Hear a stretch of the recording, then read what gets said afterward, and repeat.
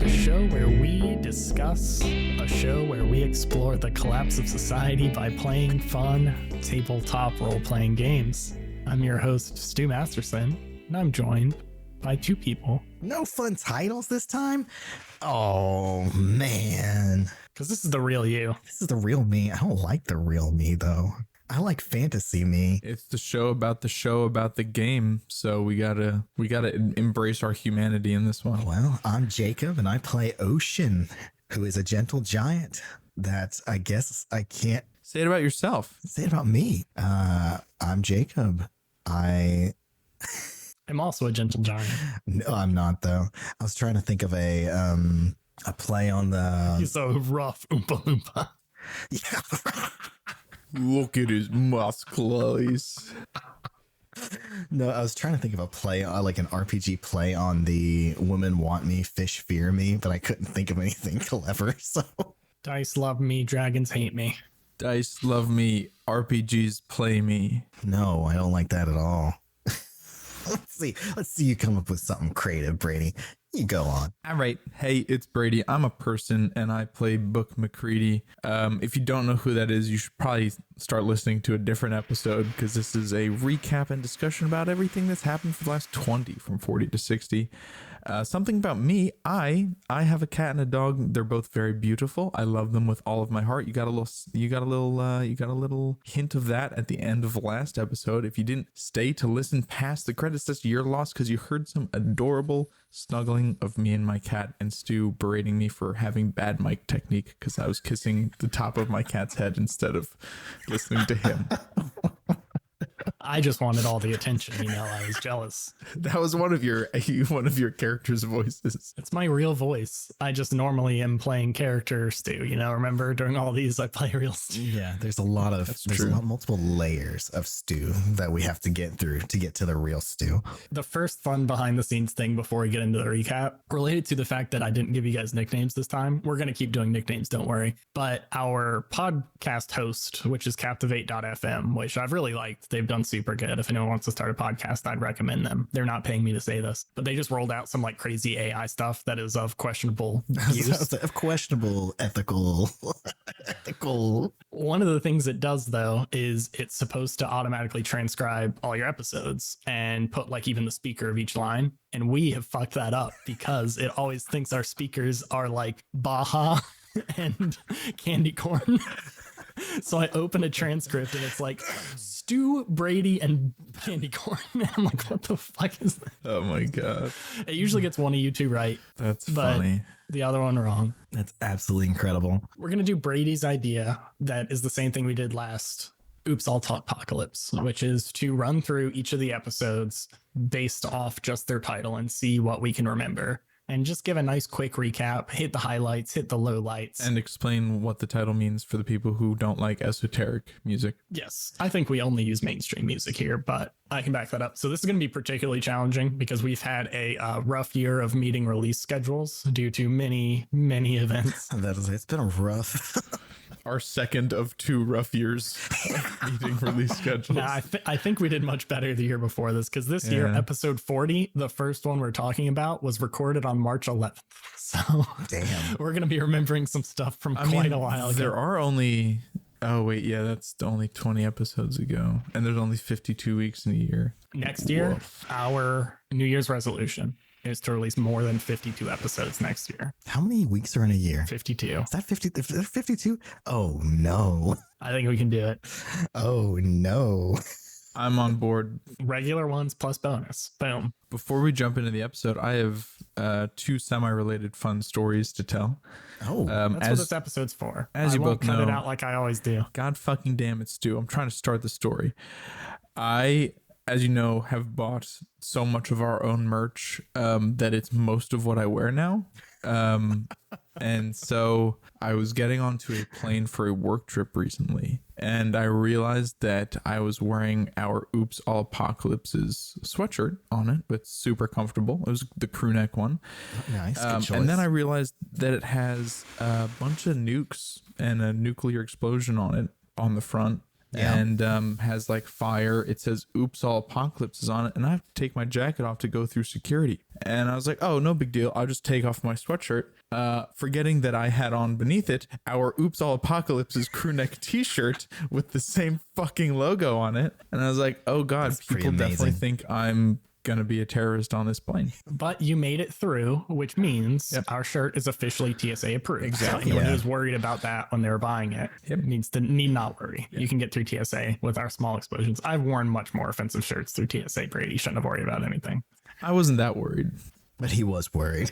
I thought someone might ask me about it at the very least, but nobody did. The second related story is I went skiing in the Poconos the week after that trip. It was super, super icy. And I went down a black diamond and just ate a whole pile of shit. Yeah. Good. I landed like on the small of my back. I genuinely thought I shattered my coccyx and broke my spine and might Can I not pause be able you to. right? Pause you for just 1 Oh second. my This is God. exactly, I know this story is about to take an upturn, but this is exactly how I want a story to end when it begins with, I was skiing in the Poconos. Just with shattered bones. Yeah. I'm embarrassed about this, but I audibly like actually let out a bit of a scream. It wasn't like a high pitched scream. I was like, oh Man screech. Yeah. yeah, like an eagle cawing. Like a harpy. Yeah. Yeah. And I was like, I don't know if I'm gonna be able to get up, but I gave it a minute. I like crawled over to the side so people didn't slam into me, because we were on a super steep, super icy black diamond. And I got up and I rode the rest of the way down the mountain, and then I had to ride the lift back up to the top of the mountain where we parked, which was very painful. Ended up going to the ER just to make sure that I hadn't shattered anything. I hadn't. But I also had on an oops apocalypse sweatshirt for that, and I also got no questions. So we have to revamp our entire line of merch to make You it want it to be more It needs offensive. to be more offensive so that the TSA at least asks us about it, and so that nurses in the hospital are at least curious what the fuck it means. Just like, what is your shirt? See, I feel like someone asks me about it every single freaking time I wear it. It drives me crazy. But thank you for sharing those 2 tales of bravery, Brady. Oh, but I Proud of you. didn't break my ass. I just Brady okay. being rich to go skiing in the Poconos. I had quote unquote severe contusions. So that's good. Yeah. That means the medical definition, the medical diagnosis of, he got an ouchie. I'm on the mend. I'm feeling a lot better. Are you on muscle relaxers right now? I took one last night, which is why maybe I'm a little sluggish. Yeah. Well, I'm sure that will help your recollection of stuff we recorded in March of this year. So this is not only a recap of our last 20 episodes, it's basically a recap of the entire last calendar year. So I'll kick it off because I have to listen to each episode 14 times. So I usually remember them a little better than you guys. And like normal, I'll help you out with it whenever you guys struggle or step in or don't know. Even if you just know, just say, hey, Stu, tap on in here and I'll jump on in and save you. I'm the Kane to your Undertaker, except I think hell both yeah. of them are pretty problematic now. I think Undertaker's still pretty okay. He's still cool. Kane Okay. a little less so, but I think I the know Undertaker. Kane lost his mind. Yeah, Undertaker is still pretty good. I ain't gonna say he's We're not speaking for next week when something horrendous probably comes out about him, but let's start off with episode 41. I misspoke earlier. We're not recapping episode 40. That was the last breakdown. We're starting with episode 41, which is called Thanks for the Memories, but spelt all cool, just like spelled Fallout in Boy the would best do way it. possible. So can you explain that reference too? Because I don't get it. This is a song that's called Thanks for the Memories, and they quote several lines from the play or film Closer or Closer. I think those 2 words are spelled exactly the same. Yeah, those are. And I've never figured out what they are, but that's where thanks for the memories, taste like you but sweeter. Really? One more time. I didn't know that. I didn't know I that. did know the song. either. I was joking about not getting the reference, but I didn't realize that was a reference of a reference. Yeah, that's what I think Natalie Portman's character says to Leonidas or Jude Law. I think are the 2 people in that. It's been quite a while since I've seen the movie. But thanks for the memories. This is going to really rack your beans, gentlemen, because this episode, our first in this recap, is a flashback episode with Just Ocean. Oh yeah, that's right. Hell yeah. This was his first flashback episode. Where he explains how he met Kara. Kara. I couldn't remember Yes. her name. It was like This one was triggered by him seeing Kara during the assault on the courthouse. So this triggered this flashback. So this is all of his real old flashback stuff back when he was found in the pod and got out and was brought. I think this episode includes you getting ambushed by those guys that you disarm and take all their shit from. And then you go to a chill near a elevator shaft and a bunch of creepy monsters fall on you and bite into you severely. And then Kara uses her healing touch on you. You end up healing touching her a little bit later when you guys get ambushed by someone with a sniper rifle. So that's when you first unlock your mystical powers of magically healing people. And that also triggers you to start being able to hear the psychic maelstrom. And I think that's all that episode was, but I'm not sure. I think that's about it. Yeah, I can't think of anything else in it. Those episodes were spawned by our back-to-back weeks where Brady was MIA. I can't remember what you were doing. Where were you? This one was their first Hawaii trip for work. Yep. Ah, that's right, because you spent a good bit of the year in Hawaii. First a trip to Virginia, then a trip to Hawaii, back-to-back weeks. The next episode is called Talk Shows on Mute. Who's going next? Last time we did not keep a consistent order. I think Jacob should go next, which is also the order we introduce ourselves, mostly because Brady was not in this episode at all. No, I'm doing it. Talk Shows on Mute is the episode where we're still in Ocean's flashback, and it's when he gets to the tower and starts to explore and see the different sets, right? He's like going to different floors. He goes to the cafeteria. Nope. Well, yes, he goes to the cafeteria. This is well before he learns that there's actually different weird filming stuff going on. That this title would be much better for that episode. Is this when he meets the AI for the first time? Yes. This is when he meets the AI. He goes to the audition room, meets them for the first time, and we actually go through a few more flashback scenes. This is where he finds magazines in the waiting room that have Leonardo DiCaprio, and I made a "who ate that grape" joke. I only remember things for that are my jokes I make. Then we have a couple more flashbacks. One where you get attacked in a nuclear reactor and you think Kara's going to die during it before you snap out of it. And then we have an exciting flashback where you're with Book's parents, and that's where this one ends, which is you maybe shooting his father. We end it without you knowing if you shot him or not. We end it right when he goes for you, I believe. And then I did a retroactive roll to see how it actually ended up. But yes, this is where for the first time in Ocean's memory, he remembers that he has some sort of connection To to your papa. Yeah. Nice. I think we have to do like 75% less detail Okay. on the recaps. Next one is The Truth Hurts with Johnny Hurts, which was a very good episode. I love this episode so much. This is maybe my favorite episode of all time, but Jacob, you have to explain it. Oh, this is an episode. This is an actual episode we gotta explain. Okay, this is an amazing episode. This is when our pal Crandall and Johnny Hurts, we get an actual listen in on their podcast. It's been hinted out several times throughout the series, but now we actually get to hear it. And it's basically just Stu talking to himself for 45 minutes or so. Yep, it's my favorite one too. Genuinely very funny. If you haven't listened to it, you should. It's a great episode. It's completely, well, it's kind of relevant to the plot, isn't it? Yeah, it's got that little in stinger, right? Yeah, most of it's not particularly important, but it does bring us into the next episode. All I got to add about this one is that it was 90% improv, which may or may not have came across. Doing the commercials was probably my favorite part, but the actual funniest moment of this episode was when I pretended to be Crandall in the field as a reporter. Yeah. And I just remember, I don't even think the joke itself was that funny, but my favorite part in the episode is I hadn't planned that at all, and I started doing his Crandall voice as a reporter, and you can hear me laugh at myself thinking of the joke I'm about to say, and that's my favorite part. I'm like, this is Crandall in the field. And I love it. I've re-listened to that part like 50 times. My favorite part of that episode is when, and this has become a kind of a running gag for Crandall, he draws the exact correct conclusion for the exact wrong or opposite evidence. It's so funny. Idiot Oracle is what he It's is. so funny. Intercom Out and Slay, such a good title. That's a reference to Come Out and Play by The Offspring.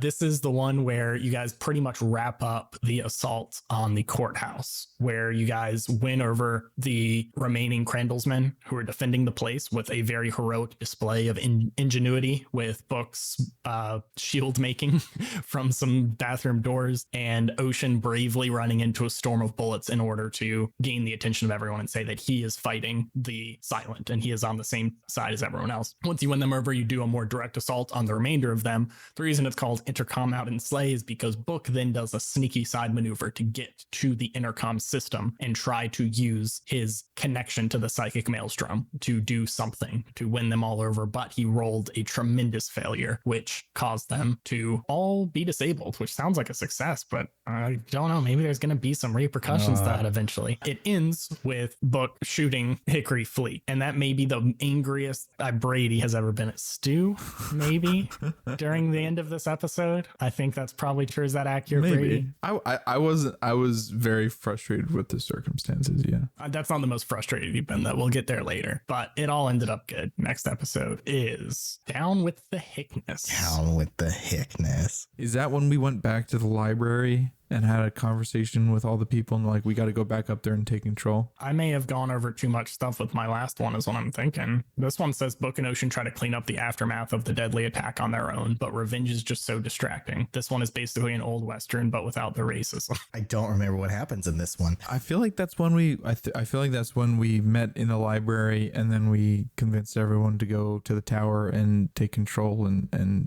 kind of mop things up. Like that's when we got all the robot bodies, put them in the garage, chained them up. Do you know what I mean? I think maybe. Anyway, if we're wrong, there's no way of telling, so we just got to go to the next one. I don't remember why it's called Down with Thickness. I think just because it was that whole library scene of you trying to say we got to go murder this guy. Yeah, because I was still in it. Big mad. Yeah, you were still mad. That may have been recorded at the same time as you still being mad at me previously. I can't remember. Probably. But you do make a fairly sudden change of heart at some point. Well, yeah, because it was like Frida says that it's her dad. Yeah. And I was like, ugh, fine.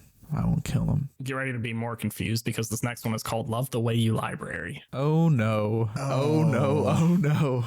Okay, well, everything I just said applies to this one, and half of the things that you said to the previous one applied to the we're last so one. bad. It's fine. These are just stabs. It's our best guess. Yeah, the Love the Way You Library, that's the one where we do everything he just talked about, actually, where we have the meeting in the library and chit chat about what the plan's going to be to do next. And I can't remember what the context, what was the lie that we told? I think it was because I said that Hickory was the one who doctored remember in the library I played the video and I said that it was Hickory who doctored it to frame us and that we should therefore kill him because I was really mad at him for shooting me. The next episode, 46, is Heads Will Roll, Oh which is named after a song, which is where we introduce, the only thing that matters in this whole episode is this is where we introduce Vesuvius being a head on an RC, which was one of the greatest improvements in the show.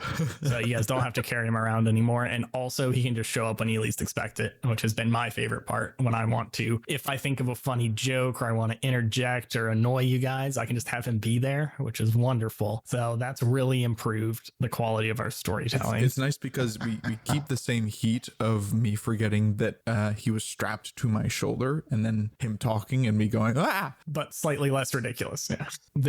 The next episode, I think I should probably take the next one too, because the title's not going to help you guys too much. All right, do it. The next episode is Sweet Little Lies, unless you guys have a bunch of memories from what that is. I don't. I have an important question. Yes. Is that coffee mug in the background of your video, does it have 2 finger loops? No, one of those is a candy cane. Ah, I see now. Okay, very good. But I have 2 fingies, so it would make sense to have 2 finger loops. Sorry for interrupting. It's okay. That was very important about a visual thing that our listeners can't hear.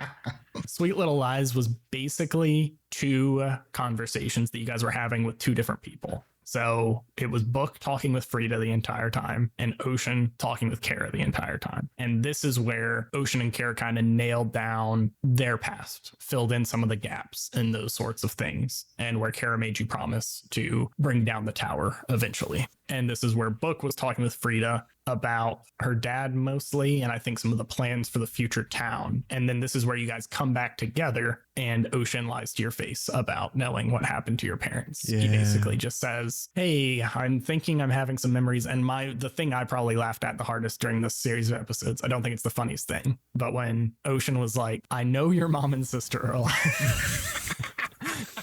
But I didn't, he goes, but I didn't shoot your dad. I don't think I did shoot your dad, though.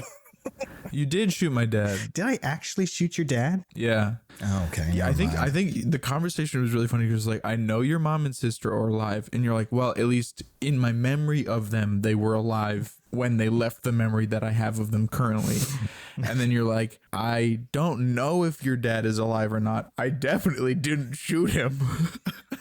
So it was actually this episode where we did learn that you did shoot him. So you were talking with Kara and you were like, do you remember what happened during that mission? And I had you roll for it. I asked you what you would do. I'd be like, what would you do in this situation? And then I had you make a retroactive roll for it. Oh, So man. it was still your choice. It's hard with both of your characters with so much mysterious backgrounds to not like impose things on you. And I try not to as much as possible. So sometimes I may not do a great job. It was self-defense, sort of. I mean, you told me what he would do, and I told you, and he did what he did. What I told you he would do. It makes sense. What's the song reference for Sweet Little Lies? Tell me lies, tell me sweet little lies. Okay. Yes. Tell Okay. me lies, tell me lies. Shirley Temple Grandin. I'll be 100% honest. I have no fucking idea what the title of the episode is referring to. That's a Stu original. But this one is the one where you accuse Couchwools of having a fucking being a transformer, essentially. Which he is. I was just wrong about what he transforms into. And claiming he was a transformer and calling him a car, and then you guys bond over Taylor Swift, and then we find a piece of weird concrete that he gave us, and I don't think we take it to Intaglio yet, but we do try our best to investigate it ourselves and realize we need to find somebody else who can look at it better, right? Excellent recap. That was good. I think that's You it. I nailed think it. that's it. The title is a reference to Shirley Temple and Temple Grandin, who are two different people. That's but right. the song title is an AJJ song, Temple Grandin. But it's called that mostly because there's a lot to it. But the quick joke is that Couchwools ordered a Virgin Shirley Temple, which it's already virgin. So Oh right. right. That was a Right. funny. Yep. That was actually a funny moment. episode 49, The Rock Glow. Okay, so this is where we discover that the concrete chunk that Cowtools brought us back from Concrete baby. Concrete baby. This is the episode where we discover that chunk of concrete glows when it's oriented in a very specific way, and we don't know why. We're trying to figure it out, and Ocean has a vision of like the sun revolving around the earth, and basically telling us that when the direction of the sun's rays were intersecting perpendicularly with the concrete is when it was glowing. And we then went and tried to extrapolate from that what could possibly be making it glow, and I don't think we yet figured out that it was neutrinos. You had an idea. You were definitely thinking along the right track. Ocean was like, I think it's something from the sun. You were like, I think it's some subatomic particles. Is So yes, we're very this close. when we went to Intaglio? Yes. Yes, you were in Intaglio the whole time. This episode has the biggest difference between what we recorded, the way I thought it was going to come out after editing, and the way it actually ended up really? out of any episode. Yeah, nothing wild changed. But while it was going on, I was like, this is going to be miserable to listen to if I don't do something crazy, because it was a lot of you guys just like pondering what it could be, which is what the episode was supposed to be, but it wasn't very fun to listen to. So I was like, oh no, it's going to be fine. I'm going to make this like a science montage and just jump through between everything, play a upbeat song, and it's gonna be fine. And when I tried to do that, it did not work at all and was impossible. It ended up being, I think I cut out just some pretty long conversations between you guys, but kept it all generally linear and kept all of your normal trains of thoughts going along. Yeah, I think this is the most we've ever had to cut from an episode, right? Compared to what we recorded. Probably true. Yes, I think we recorded very long for this one. There's a lot of typing sounds while I Googled beta particles and things. I thought it was very fun to play, though. I enjoyed it. Yeah. You guys just thinking of stuff was good. I think it may not be our best to listen to, but I remember it being entertaining because we had really funny moments in between, like when we first go to Intaglio and we're like complaining about how weird he is, even though we're the weirdest people on the planet. We take the cake as the weirdest. it did inspire me to ramp up the action for the next few episodes, though. So that makes it a good thing, because the next one is Long Way Down, which is where you guys get into the Moonwell and you get assaulted by a giant subterranean octopus squid creature of some sort. Yep. which was a very exciting episode. I thought both of you were on top of it always. Yeah, this is probably one of my favorite episodes I think we've recorded in this stretch. It's very good. I also liked it because I feel like it's the first time Book used his brain during a fight. Yeah, Yes, which actually I wanted to give you more compliments on that than you even gave yourself there, because there happens to be a cut between where this episode ends and the next one begins, right when you're super smart, when you decide to like science this shit. And we actually recorded that all together. So there was like literally seconds between that, not an entire week. Like the people listening would have thought you got to think about it. So you came up with all that. This was all recorded in one big session. All the stuff in the Moonwell was one session, and you nailed it. You were thinking about it. You guys were put in danger. I love this because this is my favorite thing to run, because it's just like, here's a seemingly insurmountable problem, like a bottomless hole that you guys can't even see the bottom to, and there's a giant octopus who can certainly murder you. How are you guys going to try to get through it? And then just let you go for it. Yeah, that felt unsurmountable for sure. Like, I was like, how the fuck are we going to do this? Yeah, you guys were stressed. It was very scary. The reference here is a song called Long Way Down, which is the episode of the title of the episode. This song is by Robert DeLong. It's really fucking good. You should listen to it. It was one of my most played songs on Spotify Wrapped. Was it really? Yeah. I posted my That's cool. Spotify Wrapped for you guys. Did I introduce you to that song? Yeah, I never heard of it until that episode. Maybe I should listen to it. Fuck you. I did once. It was good. The next one's a better song by Bright Eyes called At the Bottom of Everything. It's a great song. One of their best songs. This is really just a continuation of that fight. We cut it like right in the middle because it was a really long fight, but this is actually the part where Book decided to burn the entire thing to the ground, which worked very well. A nice side comment is when I like came into this, I didn't have like written on a piece of paper like fire is this thing's weakness, but Book rolled good and it was a good idea. So I was like, hell yeah, let's make this thing light up like a freaking smoke monster. This ends with them definitely reaching the bottom. Yeah. I don't think you guys did too much at the bottom. You guys saw the room. You guys did your fun little llama shenanigans to get down there. And this is importantly the first time that Book has revealed that he's been wearing Heelys this entire series. I forgot about that. I gotta use my Heelys more.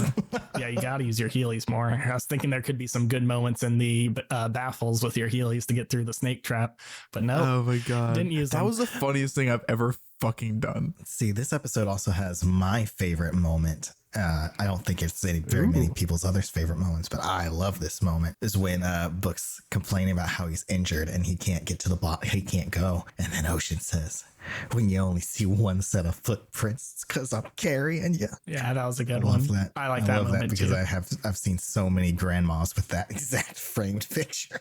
Little Sam and Frodo moment. Exactly. I like we're at the stretch of episodes where we can actually remember what happened now. This is exciting. What went down? So this is just the climax. No, what went down is this is when we start learning some truths and we start having some hard truths. So this is when we learn what the Moonwell actually does. And we learned that it was basically a super powerful solar generator, essentially, that would that provide power throughout all Subtropolis. And we collected the parts. Book ended up seeing the tape that his family left him, and the ends with, Ocean showing up in the gunshot. And as security footage. Yeah. But as we're coming up, this one ends with the stinger of Ocean climbing up to reach the top, and Book, sick of Ocean's secret keeping, pulls the knife at the rope and confronts him about if he killed his dad. Hell yeah. That was a rough cliffhanger. Do you know the song reference for this one? I don't think I do, to be honest. It's just the name of the song What Went Down by Foals, which is another very good song. Oh. It's also kind of like an angsty song, so it fits. It fits very well. This was a very angsty episode. Also, this is the episode where Stu introduced us to neutrino DNA. I was making a 3D model of that guy, and then I forgot and got distracted and have not touched Blender ever since. You got to do that. You got to make our terrible Clippy level animation. Wouldn't the 3D model be like a literal dot because neutrinos are tiny and not really three-dimensional? We don't know what they look like because we can't see them because they're smaller than light photons, I think. Yeah. So he can make it look like whatever he wants. But yeah, I was just thinking a little sunshine with like a Microsoft Clippy face kind of looking thing on it. Oh, nice. I like that. The problem is I used to work a job where I had a shit ton of free time, and then I went back to being a real emergency room nurse, and now I have no free time at work. So I did not plan out for Mr. Neutrino at all. That whole speech was just like describe what I kind of feel like's happening while trying to make it funny. I liked it. I thought it was fun. I want to do more. It was good. But what I was wanting to talk about is I only noticed a bit ago, but these 3 episodes have all the fucking same title. If you really look at Yes. it, all this, it's the same title 3 times in a row. Long way down at the bottom of everything. What went? Yeah, just the same 3 titles in a row. I think they're all banger titles. That also happened with the lies. There are like 3 episodes in a row that were like, You guys lied a lot. You went down a lot. Yeah, we get stuck in a rut and we just keep doing the same thing over and over again. So we had our little lying phase, then we had our little going down phase. I think after this, all of them are very unique and hilarious, though. This is when I was more motivated to come up with good ones. I think at the bottom of everything is a great title. so you also notice that the good ones are when Brady was contributing fewer episode titles. You mean when I stopped asking for the last 7 Exactly, episodes? because Long Way Down and What Went Down were both me. Tell Me Lies was me. In your defense, I think you wanted them to be like back to back. I think you wanted you had like 3 down titles. You had this idea, and but me and Jacob both really love At the Bottom of Everything. So I think I messed up your artistic vision. Maybe a little bit, but I also I like the title At the Bottom of Everything a lot. This next episode is 53. This place is a prison. I think it's you, Brady. Oh, right. So at the top of the Moonwell, Book has his cane sword pressed up against the rope that Ocean is dangling from, and Book basically says, you gotta tell me the fucking truth. And then Ocean's like, maybe I should just let myself fall and take myself out of the equation. He was having a rough day. This is one of the few times me and anyone really have actually talked about what's going on in the episode before it happened. Brady was like, I got the perfect thing to say to Ocean that's going to definitely like put him on his heel. And Brady told me what he was going to say. And I was like, I don't even know how Jacob / Ocean is going to respond to that. You're like such a power shift in dynamic. I'm like, that's perfect. Like that you don't trust him anymore. Like, oh, that's so good. And then you just completely, in a very shitty and manipulative way, but you completely took that power dynamic back. You were like, It wasn't meant to be manipulative. Ocean just had his world collapsed. If you don't trust me, then you don't deserve for me to be alive anymore. No, Ocean was terrified because he's had all these flashbacks back to back to back about him literally hurting people that he is close to. And then it makes a lot of sense. I was with Stu. I was like, this is going to be like a really it's going to have like a lot of tension in it. Like when Ocean climbs up, like the dynamics is going to be super different. And then what you did was very interesting because it put Book in a place of like, oh shit, I have to save my friend. Like, wait. And then we're going to climb back up and the power dynamic's going to be exactly how it was before. yeah, no, I don't think it could have gone better. I just thought it was very interesting because I did not see that going. My reaction is completely legitimate when I'm like, holy shit, when you do that. It was very good. Ocean lets go, and Stu uses that moment to trigger a vision because Ocean has fallen a lot in his life. He had a lot of memories to go through. And while that's happening, Still have more. Ocean is unconscious having his vision. Book is tangled up in Ocean's belay line or whatever, and is trying to winch his way back up through a variety of mechanisms. Yeah, that part is like 4 episodes from now, but yes. 3 episodes from now. Yeah, this starts a very long series of flashbacks that me and Jacob actually recorded. This may be our longest single recording session. We did not intend for it to be as long as it did, but it just kept going. But it felt like it needed to keep going. But it worked out because this was my second trip to Hawaii for work. It was really meant to just be like a week long. Hey, this is a perfect time to record a little flashback episode. But then we just kept going and going and going. Not because we got to keep going because we got to stall for more time, but just because it felt narratively like it made sense for us to see more about what was happening. And I think that was great. I love these 3 episodes. I think we recorded from like 9 a.m. to 3 It was p.m. long. It was very on a long. work day. It's a very long recording session. It was quite long, but this first one, This Place is a Prison, starts how Brady recap, but this goes through some of Ocean's kind of day-to-day activities in the tower. So this starts with him pulling up Charles McCready back out of the Moonwell and them traversing back. This is where they find the weird pale red-eyed creature with the strange deer, and then they make it all the way back to the tower, where he has probably his most long or most extensive conversation with the AI since at least the hospital, where you talk through what are these sorts of creatures. And I like that funny joke I came up with about the AI pulling up a billion different pictures and making you choose them to narrow down what it was. I like that a lot. That was fun.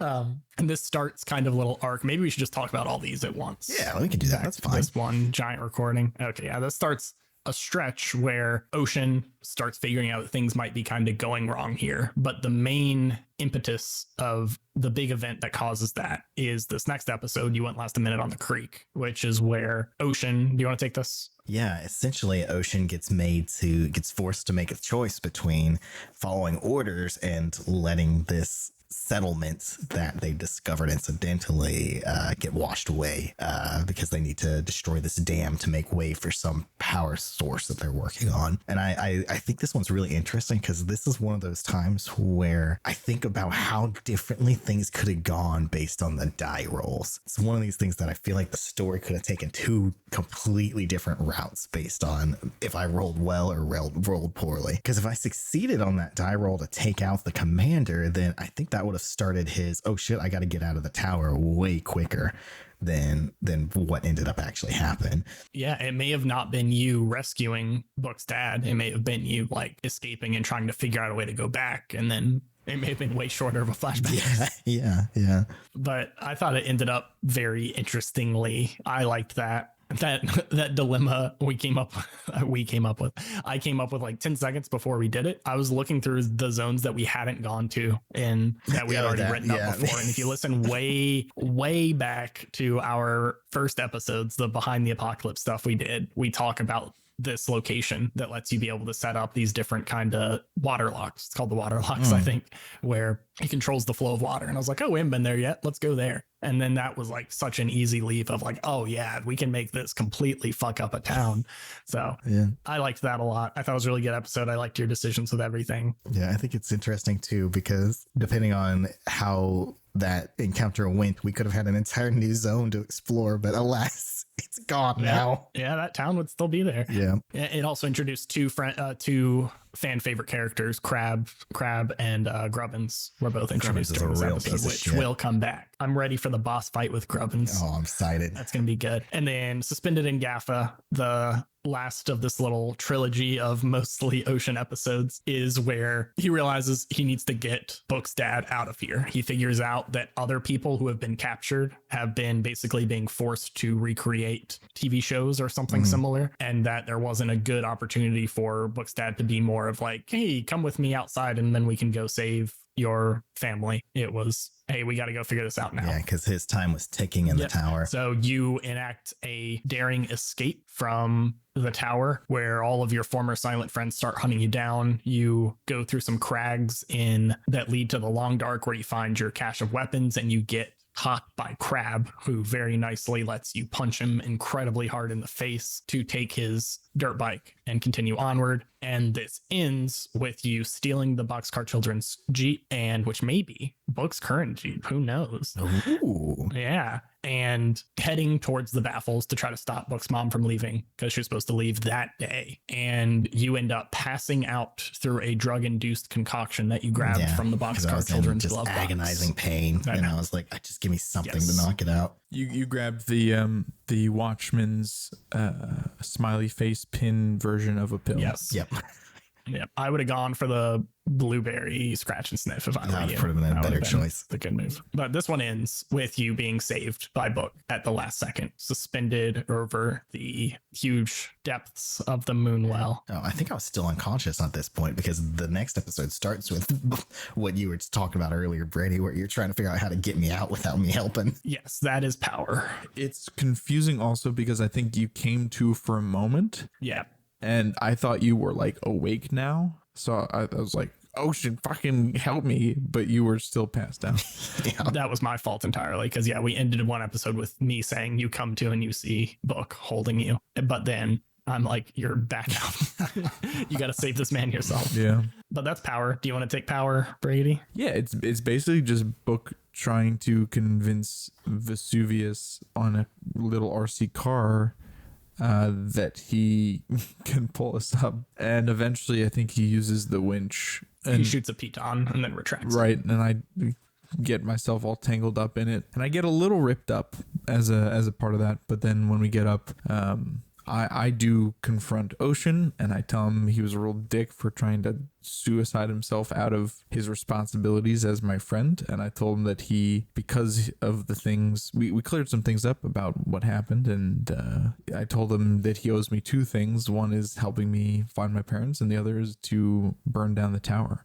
Yes. So that's the second person who has committed Ocean to that task. We've got two people I'm sure that it want us to hasn't burn down added the any tower. stress. Yeah. And then we go home. Yeah, We're home. It's a lot of end of session, beginning of session, and you set up the power for the town. Oh, yeah. Yeah. You set it up and it ends with us dramatically cutting to the trial of Hickory Fleet, Oh, fuck, really? which begins us to the next episode. For paint no rest for the wicked, which is my favorite title. That's a very good title. This has one of my favorite gags, my absolute favorite gags in the entire series, which is us building up how we're going to have this really long court battle and how we're ready to go and how the next few episodes are just going to be absolute court nonsense. And then we just immediately cut to a flashback of us doing other things. Yeah. Brady tricked me with an entire flashback episode. Yeah, he did. Yeah, He I- pulled that on Collect all us. of the information. I was just annoyed that Book didn't get to do any detecting before the big case. I was like, I know what I'll do.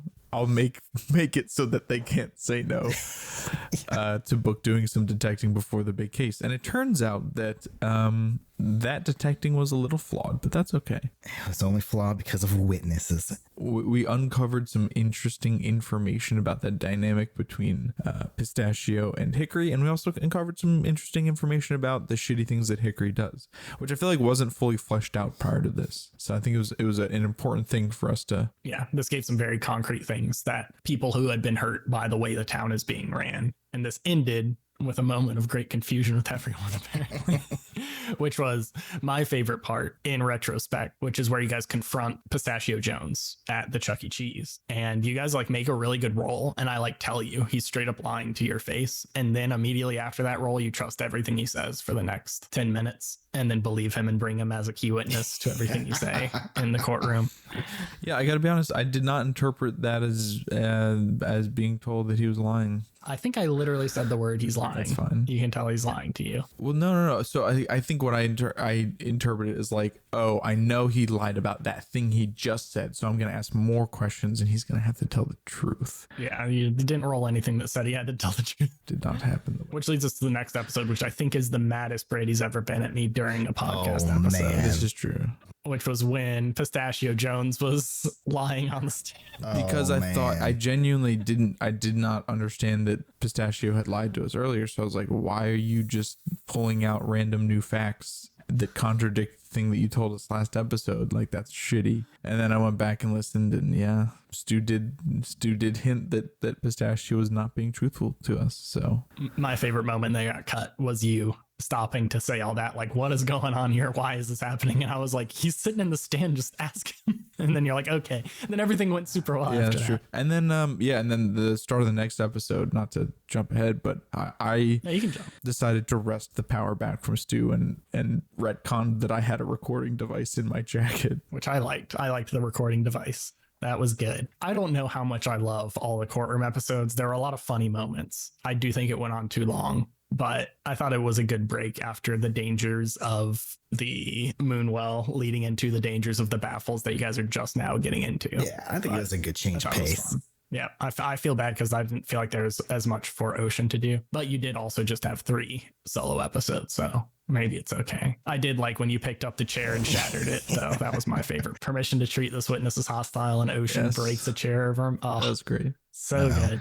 To round out the end of the courtroom episodes is Guilty Filthy Soul, which is where we actually end up getting the conviction of Hickory Fleek. We finally get Hickory on the stand, and he explains everything from his perspective. I personally feel like I was very kind to you guys on the judgment of his guilt. I feel like you didn't fully argue some of those points, but you did roll well too, which is half the game. We rolled well, and also just because you're innocent on some charges doesn't mean you should be also innocent on your other charges. Yes. I agree. Like how prosecutors do it is they just throw everything they can, and then whatever sticks is what they prosecute. But obviously we didn't do it that way with a normal, process. So it's not like the ridiculous ones got filtered out ahead of time. Yeah. So I think it went how it should have gone because Hickory is a piece of shit. Yes. No, I agree. I liked how it went. I thought it was good. And we did cut out that episode is us spending like 30 minutes talking through each of the charges. And we actually came up to an agreement on all of them, on whether he was guilty or not, with normally Jacob being the tiebreaker. But Jacob was also very fair. He voted several times against his best interest. I did. I was the judge. He was really the judge during this. He was the Juniper to my Captain Noodles and Stu's Maple. I would switch those two, but yes. But no, I thought it ended well. I like that you guys then went and tried to make sure like Frida was happy with it. And I enjoyed the little scene with Ocean talking with Crash You. Yeah. That was one of my favorite moments in the whole series, I think, was you convincing me to take up art was very good. We did not explain the reference for Rude Law and the Confessor. And I'm going to need that because I also don't know what song that is to put in this playlist. Jude Law and A Semester Abroad by Brand New. It's very good, and I think it's one of their more popular ones, but I'm super biased because I listen to all of Brand New songs a lot. So to me, it may be a popular song, but I think it's one of their like top 5, maybe. If you go on Spotify, maybe one of those top 5, maybe not. Very good song. And Guilty Filthy Soul is AWOL Nation. Wait, what is You Wouldn't Last a Minute on the Creek? That is a Chiodo song, I think. And This Place is a Prison? That is the Death Cab other band, Postal Service. Oh, yeah. We dropped the ball on the references, by the way. Well, we did a bunch at once. Yeah, we did. So we got to go back through them like that. That's true. We got to run through That's it. true. You nailed it. And we have the last one now, which I have completely forgotten whose turn it is. With Snake on I think Me. it's Jacob because you just went, didn't you? Yeah, so Snake on Me is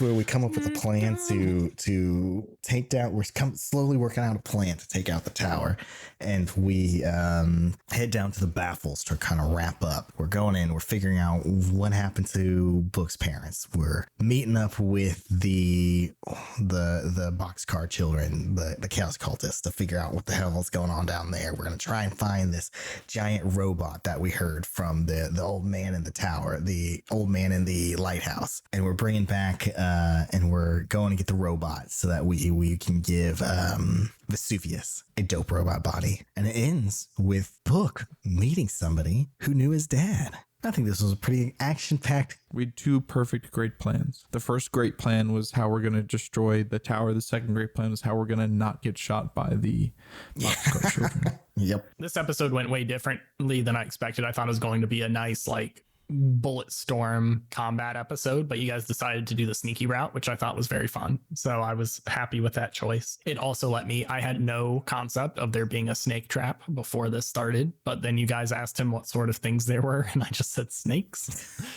I love that it was just a big bucket of snakes, or several big buckets of snakes. Oh yeah. And Book was like, how does that work? And Crash, was just like, basically, we have a snake wrangler. Don't ask any more questions about the snakes. I did make a joke about it being like a terrarium that's self-sustaining. Yeah. Have you ever heard of a terrarium? Fucking, we are living underground, bro. It's all a terrarium. That was a good episode. So now I'm excited. This next stretch will certainly be in the baffles. The baffles are larger than you guys are picturing, by the way. We'll get there soon. I realized something fun. Yes. At the end of the episode where Book is trying to go to bed and then he sees the advertisement for the which tower we didn't talk auditions. about at all. I was about to say we completely missed the huge reveal about the true nature of the tower too. Like we that's completely true. skipped that. I can't remember which episode that was, but we didn't bring it up at the slightest. It was during the trial. Oh, it was during the investigation episode. Literally, probably the Yes. most important reveal in the entire series, and we didn't even mention it in our recap. Yeah, while Book is investigating for the trial, he also investigates some of his other theories. You'll have to listen to the episode to hear more about it. So anyway, the advertisement, and at the end of the episode, Book goes to, or no, at the beginning of the next episode, Book goes to Callista and he's like, tell everyone town meeting tomorrow. And then we left for the battles. Yes. Once again. So we have to come back within 24 hours. Well, good luck with that. We'll see how that goes. You could have told them to delay the meeting till you get back, or they can wait around for you. You guys are a big deal now. It's not like before where you're just two random people. Yeah, but I think I specifically said like town meeting tomorrow morning, and then when we gave Antaglio the power source, we're like, you have until tomorrow, and then we're leaving. So I literally think we left the and those were like 8 minutes apart. yeah. We like left the moment we were supposed to be having a town hall. But we can do the town hall when we get back. These last two episodes were both really long episodes, also, by the way, which also did play into the fact why we haven't released as many episodes lately. Like these, maybe earlier in our career, we would have split them up into a few more and stretch it out over more weeks. But I thought these were episodes that were worthy of getting shoved into one longer one. They won't all be this long, because I know some people definitely prefer the shorter episodes, but these ones, I didn't think there was a good breaking off point between them. I definitely wanted to wrap up the trial. I didn't want it to take more than 3 episodes. And for this last one, I wanted to get through the beginning of the baffles. So this kind of next arc is Baffle Land, the bafflings, those sorts of things. So I think it'll be fun. I think it's a good break off point for our next series of episode. I don't think we're going to make it to an episode 80 recap though. I think we're going to finish before then? Really? Yeah, I think we're going to finish. If you think all the way back to episodes 40, what it was, how much we've done since then, I don't think we have that much in this portion of the story. I mean, like always, I keep saying the podcast won't end. There will be more stuff afterwards. Don't worry. And it may or may not include Book and Ocean. We might have a completely new jumping on point in a new area. Either way, it'll keep going, and probably we'll still have Book and Ocean in parts too, regardless of what decide what to do. We still have to destroy the tower. We still have to find my parents, maybe. Ocean still has to go to the center of the earth and melt into the nickel and iron. And I still have to get to the surface and raise my family on the happy, safe farm where nothing bad happens ever All again. those things can happen. Yeah, that's what, 2 episodes? Yeah. We can knock that Oh, out. and we have to figure out what's going on with like the pink people. Oh, I think there are definitely all about 20-ish episodes left, but it may very well be less. I have a question for you guys, I guess. Maybe more of a comment. But how different do you think it would be if we didn't do these like ocean flashback episodes? Because that really like pushed the focus onto the AI threat even more than before, right? Because we're dealing with your background much more. If we didn't have those, like none of that would be a big concern. It would have been harder to like pull in Book's backstory, definitely, which I think ties to a question we have gotten from a listener. So Which without is, all the flashbacks, like I would know less about my parents, right? But we still would have found the security footage probably. yeah, So I feel like instead of focusing on the tower, we would have just focused, like we would have just gone straight into like trying to find my parents, which would yeah, have I been think interesting. that's the kind of the thing that I think would have been different is that we would have focused way quicker on let's go find Book's parents. That would be like the main driving catalyst for what we're going out to do. and some of the flashback stuff had super significant impacts. Well, beyond just like introducing characters like Kara, and I guess it didn't really introduce the AI because the AI was introduced during the hospital. Mm-hmm. But Jacob coming up with the fact that there was a theater in this theater button That in the was elevator. just you told me to figure out something strange that you wouldn't normally see in a big building, and just popped out in my head. Yeah, that led to most of the weird stuff. So that does give me a question to ask you, Stu. Yes. What, I know that you don't plant things, whatever, but what were your initial concepts for what the AI threat's goal could be? Yeah, it definitely wasn't what it is now. I'd say. That was certainly not the case. That all came after you said theater, and not even just like directly after. It was, I always try to keep it open what it could be. This being a tower, I was probably going to be something weird. I think I always would have come back to it's trying to do something that is no longer useful. Yeah. I think that's the case, but it could have been just like a giant tower of businessmen doing business things. Yeah, right. It could have been like stock market, people or tracking the stock market. Yes, exactly. We were on the same page with that one. Yeah, something equally inane as what it is, but I think what it ended up being is way more interesting. More fun. Personally, I think it's both fun. I think it's fun. Business AI though, doing like foreign exchange trading, but it's between like bottle caps, batteries, and unused condoms or whatever the currency would be of the other factions of the apocalypse. Would be so funny. It would be very funny that it's literally manipulating and doing all these terrible, horrible things, right? And it's for literally currency that never interacts directly, so it doesn't matter. Just to raise the bottom line up for non-existent businessmen. That would have been also relevant. I think our AI story with AI generated media is pretty culturally relevant right now, but that also would have been very culturally relevant too. I would like to comment that we started this AI train before it was the cool thing to talk about. Yeah, that's true. We beat him to the punch by a lot. Also, I would say if we didn't have the flashback episodes, if Jacob didn't come up with there being a theater in the tower, all that stuff, I think my plan would have been, again, this is all super hypothetical, but would be it for the AI to continue to try to get random rare stuff like the TTE, like that mapping thing, like whatever I pull out of my ass at the time, and let you guys try to piece together a reason for those things being important. And just kind of let us. And then that would be what it is. I think it would have been something more like that, which does tie to a question we did get from a listener. Stu, did you from the beginning plan to intertwine the unknown parental story with the unknown past of Ocean, or was it just convenient? I think it's both. I think it was convenient. They both had some mystery things, but I think I was always going to make sure they were connected in some way. So we didn't just have like two separate I think stories. you would have been doing a disservice as the DM or the storyteller, whatever you're called, if you don't try and intertwine your backstories a little bit with the characters. And that's actually kind of a stance I have on, in general, DM advice would be whenever I DM, I phrase this as a statement that varies depending on the type of game you want to run. If you're running a high lethality game or something where you expect your characters to die very frequently, don't do this at all. But my favorite thing to do as a DM is have everybody give me just like a backstory that's like a paragraph, if that, and then taking all their backstories and constructing like the world and the plots and the narratives and intertwining everything together.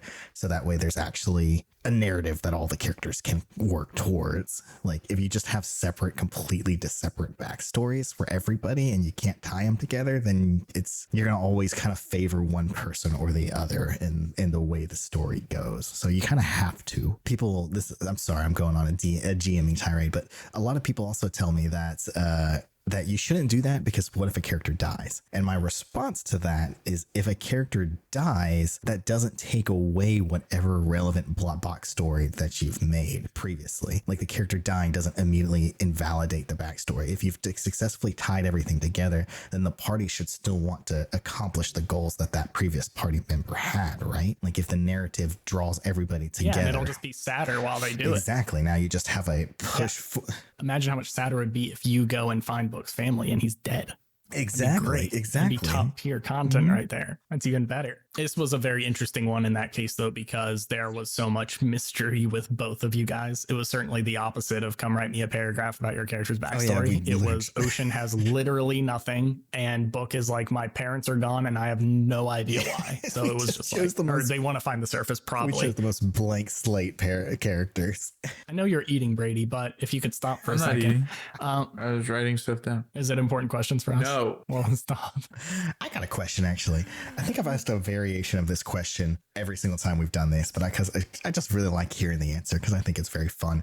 What happens that is the most from what we've done to what you expected to be done? What was the biggest divide there between what happened, what you expected to happen in the last 20 episodes? Definitely the biggest moment is you letting go of that rope. I think that was the biggest single moment that I was not prepared for or expecting. I think less exciting and more long term is how difficult it has been for you guys to want to go to the baffles.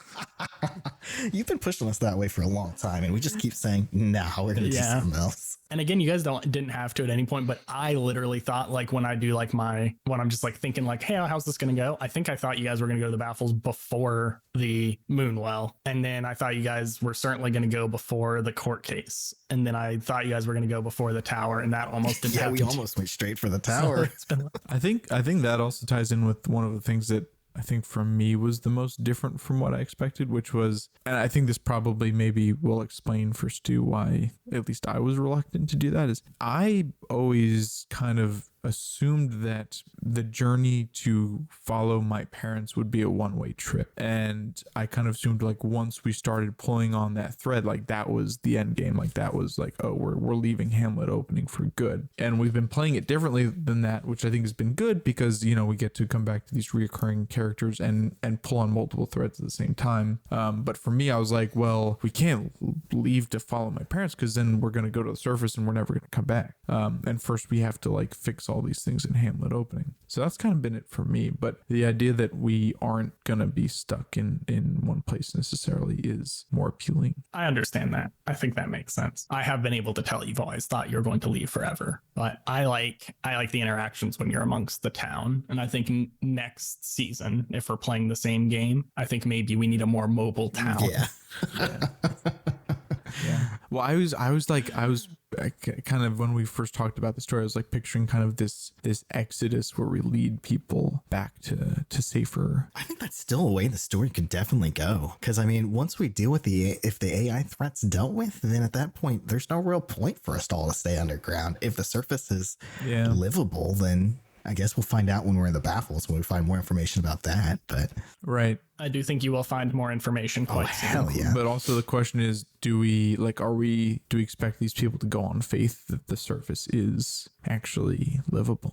Yeah. I mean, the people in Hamlet opening are very dumb and gullible, so maybe. Well, I think ousting Hickory is a big step in that direction of like, if we do a big Moses arc of bringing people out of, you know, oppressed lands, then kind of ousting that leadership was important, which we did. Yes. So that's good. If you're going along that path, you've done it in the right order, with probably stopping the AI being the last thing. Yeah.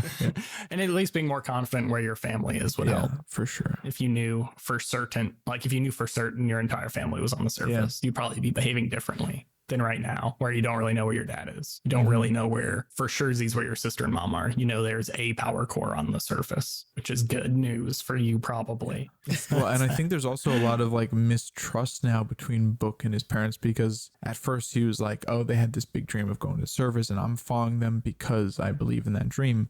And then Book found out that they they were within driving distance of him for the last 7 years. For only the last 3 years, they weren't for sure within driving distance of him, and they never came to check on him. So he's like, fuck you guys, like I don't know that I believe in what you believe in anymore. Though we could always meet him and find some kind of reason for them to have been that way. Like, well, I guess we'll find out. Mom no legs anymore. Maybe. Or well, dad was held by the tower, and then but what were they doing before that? You know, that's what we don't. I will say what you do know. At some point they were at the stew. I don't even think you have a super concrete date on when that was. Nope. I think Old Man may have had some ideas, but he was not a very reliable narrator. Not at all. Still my favorite character.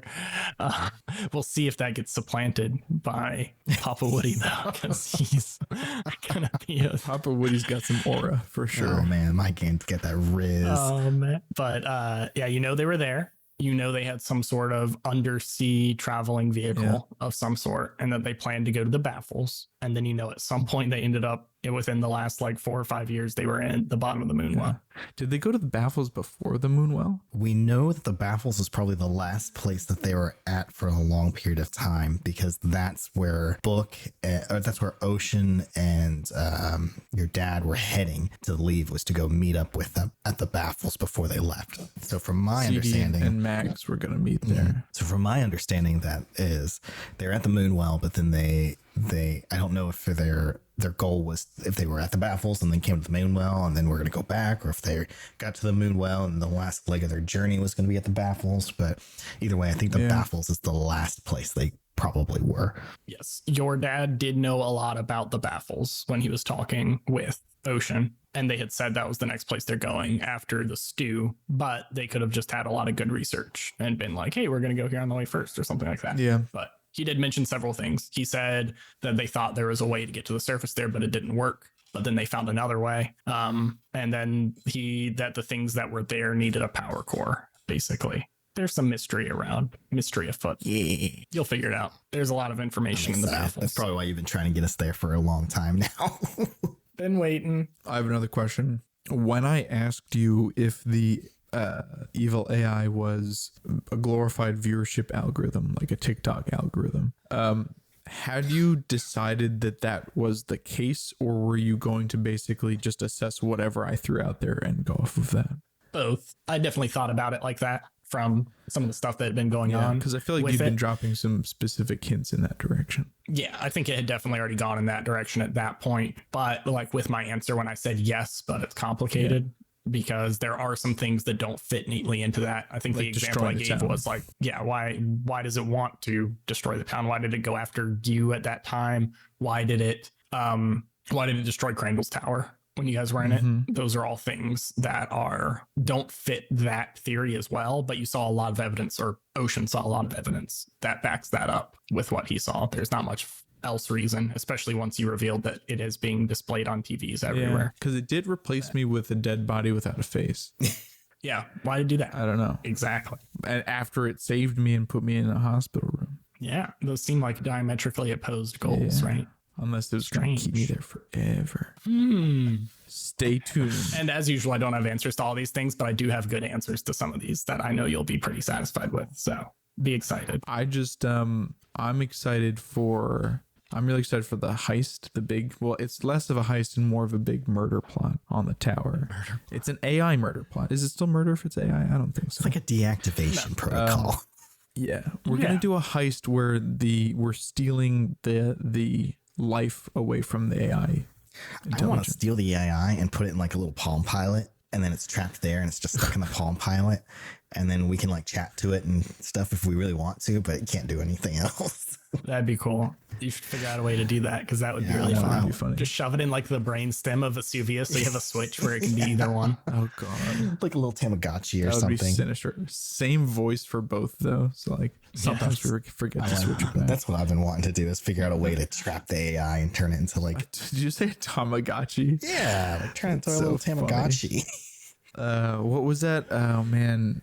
That was Neopets. Oh, We're gonna do a Neopet. God, I wasted so much time as a child on Neopets. I wasted so much time on Neopets. I was about to say, I feel like Jacob still plays Neopets. I don't. I would if it wasn't run by psychologists. But wow, now we have to edit that out. Oh, that's true. They will probably. Oh crap! Yeah, we got to take that. We got to take that out for sure. Now, if I just bleep it, though, it's going to sound like you're really racist or something. Yeah, that's true. That's true. That's true. And so to be clear, depending on if I decide to bleep that previous thing or not, Jacob did not say anything racist or offensive in any way.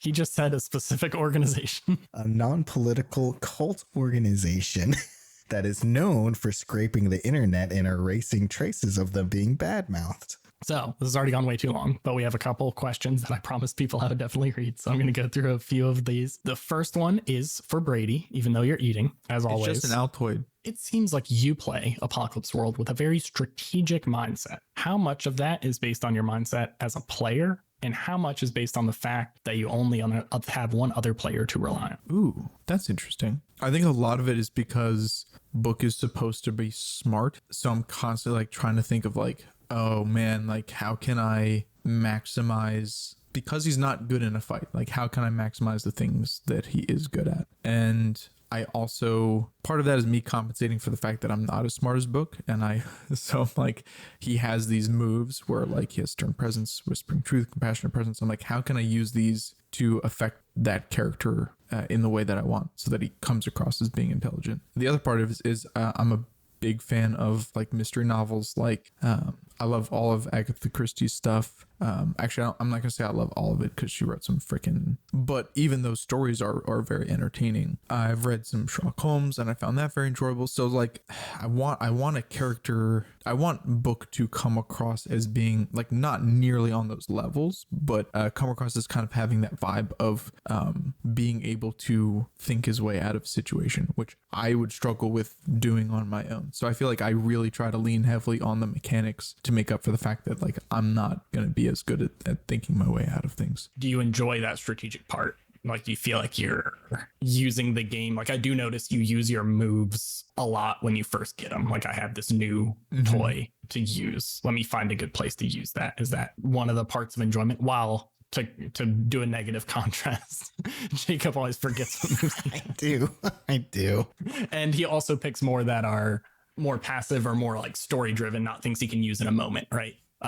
Like all of the beginning of session moves are the stuff that Jacob definitely leans towards, and I think I've given him like 2 more active moves and they've like never came up. Yeah, there's a few. You have one where you're allowed to show up wherever you want at any moment. Do you forget that one ever? That's going to become relevant one day. That's going to be very handy for when we storm the tower. But for me, I think I like using my moves. I think it's a fun, like for me, that's part of playing the game.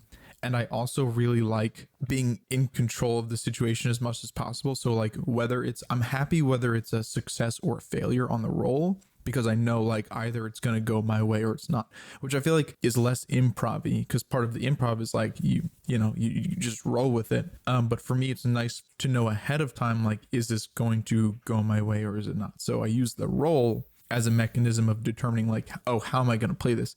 If it's a failure, I will lean into the failure. If it's success, I want to lean into the success. I think you do a good job at that. Okay, I got a question for Jacob. I like the beginning of it. Ocean is a fun dude.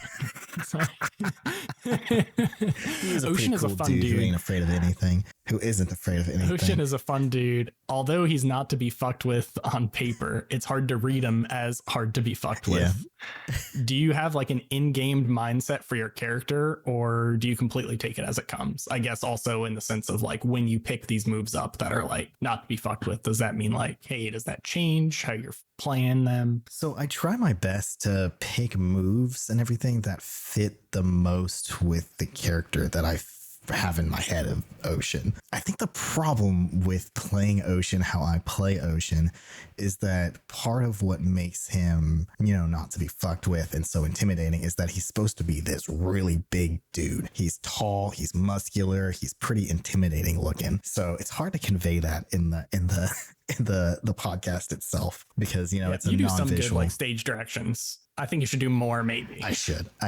I'm not very good at it. I forget all the time. So he's the idea that I have for Ocean is that he's a big strong dude who has a lot of experience beating the shit out of people and fighting, but deep down he's got a gentle soul and doesn't really enjoy the violence and all that. So he's got a kind heart, and so that's kind of how I play him. And for the most part, I just kind of play it as it goes. When something pops up, I try my best to kind of imagine how I think he would react to it, and that's really it. I guess I'll ask you the same thing I asked Brady. Do you enjoy that style? Oh, yeah. Like, I think you get very into playing the character as the character would be, but you also, I don't know, you seem to have so much fun being more assertive with our Halloween special character, Fern Jablonski. I just like playing different characters. I love playing Fern because he's he's the opposite of Ocean in every way. Yeah. Absolute scrawny shrimp little asshole who's just a real piece of shit. I love Ocean as a person, but I love Fern Jablonski as a character so much. Yeah, Fern,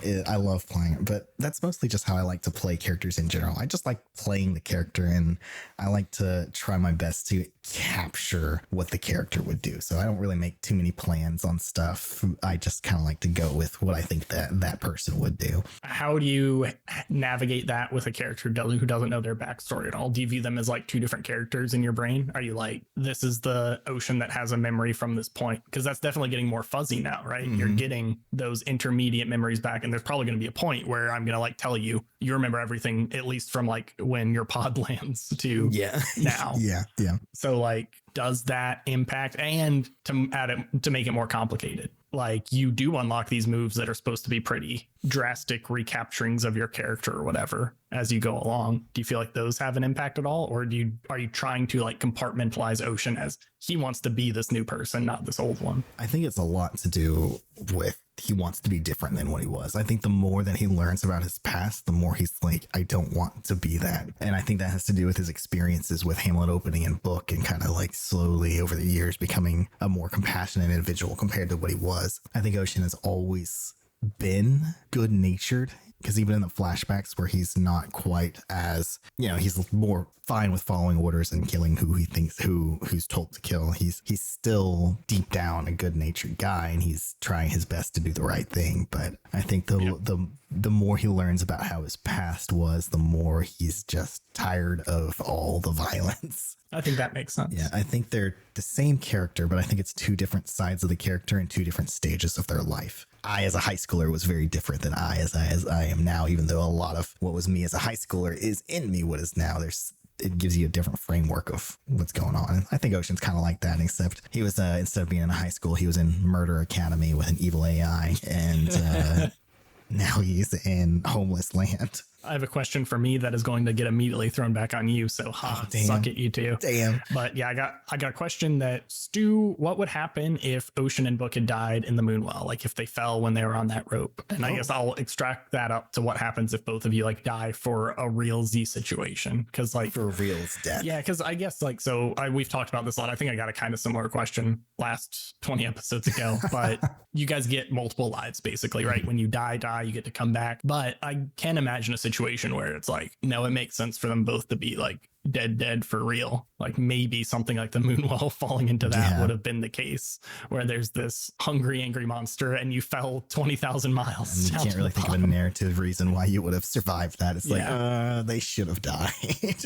But in those cases, I think I would just lean with whatever you guys, like I'd clearly provide my opinions, but I'd lean into what you guys wanted. Like if you guys wanted to start completely new characters in like a different area of the underground, or even two characters you already know, picking them up, or we're done with the story, switch to a different hard zone, which I think would be very unsatisfying to our listeners. But if you guys wanted to do it, you could. So what do you think you would have leaned towards, both of you? I've always had it in my head for a while now that if Ocean died, I would play Kara. Okay. I think that would be kind of fun. You could keep most of the same moves. Would you be willing to give up the reins of Kara? Oh yeah, my characters are all transient. They can die at any moment. The main reason for that is that it'd be cool because Kara is in a very similar situation to Ocean, same background as Ocean, but I think she's a very different person than Ocean. I think she's a lot more hardened than Ocean is. So it'd be interesting seeing kind of the way she would approach these kind of situations. Yeah, I think Kara has kind of turned into, I had very little plans for Kara to begin with, but I think Kara's turned into kind of another character you were thinking of playing when you first started. A little bit. Like I could see Kara being what you came up with. Like maybe if you didn't do the completely mysterious background type thing. Yeah. You were just like, if you started with just the badass background or badass archetype, I think you would have ended up very Kara-y. Yeah. So yeah, I think that makes sense. What about you, Brady? I think it would be fun to play Book's sister, especially because she hasn't gotten any characterization yet. Yes, right now she could be anything and anywhere. That'd be really cool. I could like really do something weird with it. That'd be super dope. Which I would really enjoy. The only thing is that would kind of take us out of our current setting. So as it stands, how I'd want to play it is like if we like truly died, like maybe jump into, I don't know, like a slightly different setting underground and like have it merge, or like maybe do like kind of record scratch, start from somewhere else and then have those stories kind of slowly things kind of reveal that they're more connected than you initially you would expect. Yeah, that'd be cool. Has any show ever done that? Actually, that's an interesting idea where you're following one cast and then it hard switches to another cast that's completely unrelated, and then slowly you follow them for a while until you realize, oh wait, these things are way connected more than I thought. I'm trying to think if there's anything I've seen that's done that. I can't. Email us with the correct answer to that question, because I think there's something. Well, I was gonna say I have a kind of a related question with regards to like media. I want to know, when you guys came in, when we first talked about doing this, like what post-apocalyptic media were you thinking about as sort of an inspiration for the vibe? And kind of as a corollary to that, like how did you settle on like the sophistication or level of civility, I guess, of the surroundings? Because when I came in, I was really picturing much more, hence why book is in a cave, picturing much more of like a society's completely collapsed, and people are like ruthless, cutthroat, like very much more in line with like The Walking Dead. Or so I was wondering if you guys had come in with any preconceived notions of that and what your inspiration was media wise. Yeah, Mad Max is like that's what I was really expecting. I think we really hard turned into the cave route, and at that point I was like, I don't know what the fuck we're gonna do. But Mad Max, that kind of society, was what I was initially expecting us to play more like, especially when I got the car. There's not a lot of touchstones for underground apocalypses out there, so I didn't have much inspiring me on that front. I think the reason it's less ruthless, I think I want it to be more ruthless, but I'm really bad at making characters not also likable in some sense. So like the first warlord you met was Crandall. There's clearly other warlords who are not Crandall, right, out there doing terrible things, but you met the funny one. And like, I guess the AI is intended to be very ruthless, but it also gets this wrapper of, oh, now it's a dumb thing that's also just an algorithm. And then like Hickory Fleek was intended to be very ruthless. Like he shot that dude. He stayed ruthless pretty long, I will say. I think Hickory Fleek. Yeah, but he also had more sympatheticness also to him just because he got in a really shitty situation. Yeah, like in the library episode, I walked in being like, okay, we're gonna go basically execute this guy, and everyone in the room was like, whoa, we don't do that here, we're a society. And I was Not like, everyone. I thought this was the fucking apocalypse, man. So I think one reason why our setting isn't quite as ruthless as a lot of other apocalyptic media is because in our setting, the apocalypse occurred a long time ago. Like so long that nobody has any recollection of what it's like. So in a lot of apocalyptic media and like The Walking Dead and stuff, everything's so ruthless and nasty because it just happened. And so everybody is out for themselves. That's true. In our setting, it's been so long at this point that kind of society has reformed in like a medieval setting and in like a medieval level technology basis that there's society again and that they're trying to protect the little society that exists. I think that is a very good point. I think the system itself is made more for how do you turn this terrible world into a better one? I think that's the main goal of the setting itself. So it is still supposed to be very ruthless and like anyone can die at any time, and not even just player characters, like all the NPCs you like can die at any time. So the system's built around that. But I think that is interesting distinction you've made about like it being more recent to the apocalypse. Like Mad Max takes place like right as the apocalypse happened, right? The first one. Yeah. And then everything else happens, I guess, in the next few years after that. Yeah. So it's like while shit's going down, and it's clear in the apocalypse world splat book that that's not the case here. It is only the oldest people have any recollection of what it was like before, and they probably can't remember it well. It's like right there in the book. So it's not like lifetimes ago. But since we're all apocalypses, there may have been some other apocalypses that were like lifetimes ago, like what drove everyone underground, maybe. So that'll maybe an interesting thing to explore as we explore other apocalypses, is like, how is society different? Why is this still more ruthless, even though it's a longer ago apocalypse? And I should say, I mean, we've displayed our fair share of kind of ruthless, like even just the tower invading Crandall's tower, or Crandall's whatever skyscraper penthouse. But yes. Yeah. Like that was super ruthless. Like they had like grenade launchers and basically tanks or Humvees with mounted guns. So I think I have come to really like that Hamlet opening is kind of this, like, it is just a group of people doing the best they can to not be that way, you know, in the face of like, you have the boxcar children who are literally like lighting each other on fire for fun. You have Crandall's people who are kind of raiders. You have the tower who are just these like robotic, you know, stomp all over you kind of people. So I really like that Hamlet opening is like, it gives us something to fight for of, you know, having an affinity for the place that we were brought up in. Yeah. To me, that's all like your parents and Juniper got that set up going. I don't know how it sustained itself for 10 Right. years. Because like that, yeah, especially with Hickory, like, basically enforcing this like indentured servitude repayment for, like, he says he's not the government, but yet he has this police force. He says he doesn't charge taxes, but if you don't pay him, he makes you peddle it off, all this stuff. So it's an interesting dichotomy there. Maybe my favorite part of what, like, the last chunk of 20 episodes, my favorite thing was playing the old man, obviously, and it's still my favorite thing ever. I think my favorite chunk this time was the 20 minutes I played Hickory Fleek. I thought that was really fun. And I really liked when I was saying, I know I'm just bragging about myself now, but when he was defending himself by saying, if you don't like what's going on here, then kill me. That's how the apocalypse works. I think that fits into what you're saying, the ruthlessness of what this is supposed to be like. And he was more shocked that it's why are you trying to hold him up to these standards? No.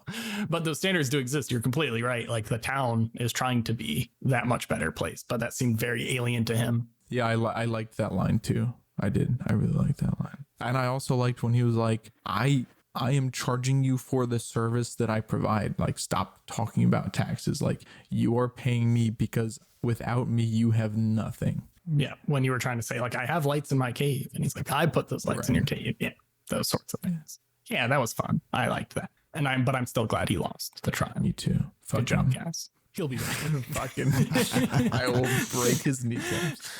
You decided not to kill him, which is only a bad choice. Okay, I got two questions that were sent in to me in particular that I was gonna bring up, and I think it's a question for Brady and a question for Stu. The first question is, how long has Hickory been Book's personal Snape? That's a very good question. Okay, I'm gonna start this by saying I think Stu, my least favorite, and this was never confirmed from the trial, my least favorite thing to come out of the trial is the intimation. You were so pissed. Was the intimation that Hickory was the person who sent Book a bunch of cans of food. That's my favorite part. You were so mad. There's no way that is the case. Even if it wasn't fucking Beethoven, there's no way it was Hickory. That was revenge for you trying to make it Beethoven when the question was a stranger did something, That and you're makes sense. only one person can do it. The second you said that, I was like, okay, Hickory did it. In my brain, I was like, 100%, not even trying to use it as a weapon for the trial. I just decided in that moment, no matter what it was. So I think he became a personal Snape literally the day my parents left, even though he apparently gave me a bunch of cans of food. Snape did nice things to Harry Potter That's too. true.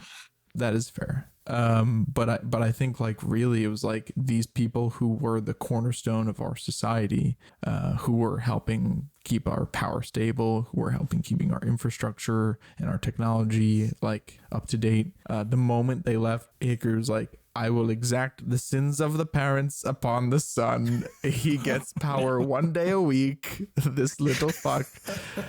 And Book took that personally. And I think that's how it started. In my defense of the cans, I think he didn't want to kill you until very recently. Yeah, that's fair. So if he did think you were not going to survive, I do think he would have done something like that. Whatever. Because he, as mad as he was at your parents, I think he probably didn't really like your dad for a long time. Probably. But he was only mad because he felt like they were such an important part of the town, right? He felt more betrayed by them than they were always butting up against him. That wasn't the relationship. I think that came out. I didn't plan that, but I think that wasn't the relationship that happened through the discoveries that have occurred during here. Your mom clearly worked with him. I think your dad may have said she didn't like him, but she worked with him. So and there's that one picture of them all being happy together. Yeah. So So and they came from the same place. They all came and founded this town basically at the same time. So I think it's more of that betrayal thing and you being a reminder of them. And it's clearly dick move, the stuff he does. Just like Snape with Lily and Harry. That's a very good analogy, by the way. Whoever drew that analogy, very whoever drew that's really good, and it makes me feel worse about myself. Thank you. I think another reason why Hickory would want to keep Book alive is that I'm sure Hickory probably still thought Book could be useful. I think he probably still would want him to. He knows that your mom was so intelligent with computers and was smart and all that jazz.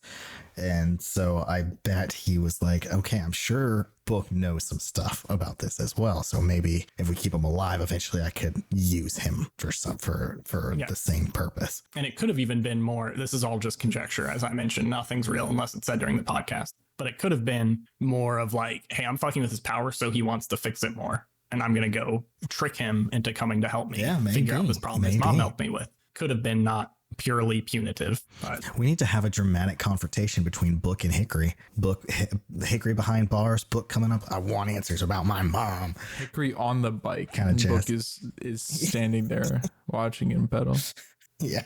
I think it'd be a cool scene. But and then my next question is a question for Stu, and that is, why cow tools? Why cow tools? Cow tools is a magical creature. No, he's not. We've asserted that. No, he's definitely still magical because he fit through tiny, tiny holes without explanation. He's just really slippery. Yeah, he could be very slick. So Cow Tools was created in a moment where you guys wanted a guide, I believe. I don't think I had any concept for it. And for some reason, the first name I thought of was Cow Tools. So he immediately had to be an absurd creature. Once I came up with that name, I think it's one of those, what's it called, Brady? Nominative determinism? It is why I'm slow. Yes. It's Brady Yiddish for slow. Bradis is Greek for slow, which is why bradycardia is when you have a slow heart rate. Oh, so you've got slow dough. I literally think that's why. I think it's why I have ADHD. It's just nominative determinism, and now I can't do anything in a timely manner. Once his name was set, he had to be wacky, and I just kept trying to figure out ways of making him wacky. Basically, to me, this is undermining my creativity tremendously, since I bragged on myself before, but he's just that typical goblin character from a D&D session. He's the fun goblin people keep around as a friend. He probably has the same voice I use for a goblin character in a D&D game. And I wanted him to continuously be mysterious because I know Book likes mysteries. So I would always just add things that didn't make sense for him to try to figure out what's going on with this guy. But I don't think he's actually magical. I love Cow Tools. Yes, Cow Tools is good. We got to make sure when you guys leave this apocalypse, you bring them with you to the next. I think the best part about Book, in my opinion, is that similar to Sherlock and Poirot, Dr. House. He's always drawing conclusions, but the main difference is they're almost always right and Book is almost always wrong. And I think that's funny. I promise I don't do that on purpose. No, it's usually like a role thing or me forgetting how things actually happened, which makes it very funny. It's a funny heat for this like very weird eccentric character. Speaking of you guys forgetting things happened, I was also very generous with you guys misremembering events during the court case. I could have freaking roasted y'all. Yeah, I know. To pieces with some of the straight up perjuries you were doing, but I knew it was 3 years ago, and I was like, they're close enough. I'm not going to be mean, because it was mostly just like little things, but some of them did end up being pretty critical for your arguments. So any listeners who are like, hey, they were wrong about that, I know. You don't have to let me know. And also, it's the apocalypse. They don't have great records. So I'm going to take it as just little either minor perjuries or them forgetting the exact stream events. They've had a very stressful time. So it's been a rough couple of weeks for us. Book and Ocean would have known how things actually went. So like the mistakes we were making, I agree some of them were more consequential than others, but like Book and Ocean in reality would not have made those mistakes. You know what I mean? So I think I appreciated that you didn't give us. If I did think it was something that was important, I would have interrupted you and been like, hey, this is actually how it went. Because I remember every single thing you ever say forever. Yes. Constantly. No matter what. Yeah, I really loved the moment when Hickory was like, so was Vesuvius a cheese monster or not? And I was like, listen, man.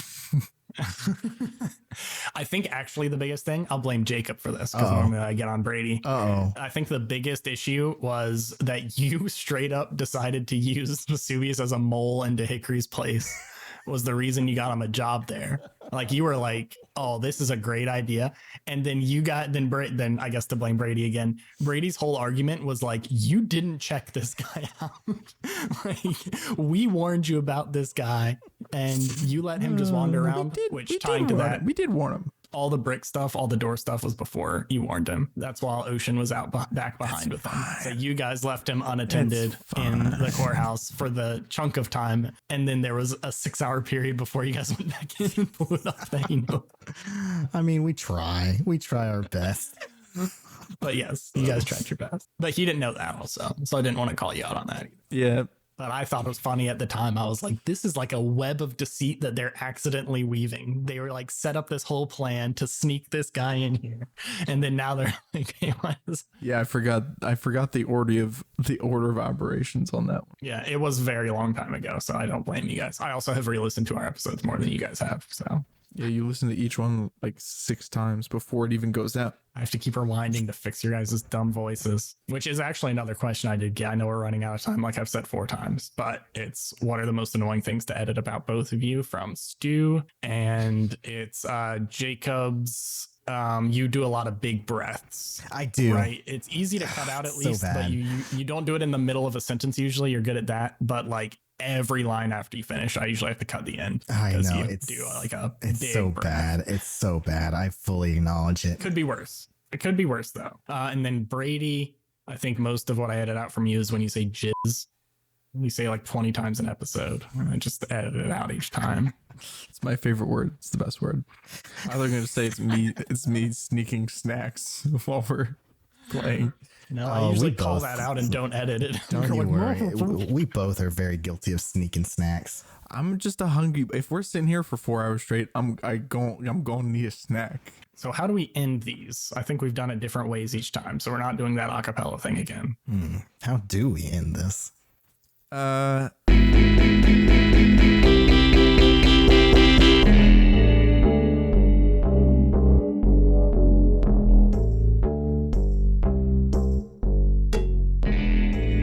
Thank you so much for listening to this week's episode of Oops, All Apocalypses. Happy New Year, everyone. New year, new you. As always, the music and editing was performed by Stu Masterson. Brady McDonough made that logo and all the cool art. And Jacob drinks the concoction we make by mixing all of our high school cafeteria food into 1 carton of milk.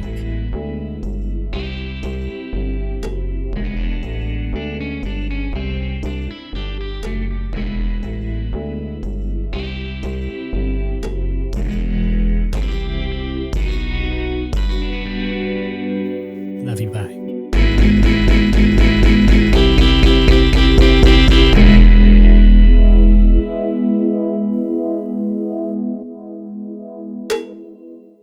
I don't snore quietly, Stu. I'm a rumbler.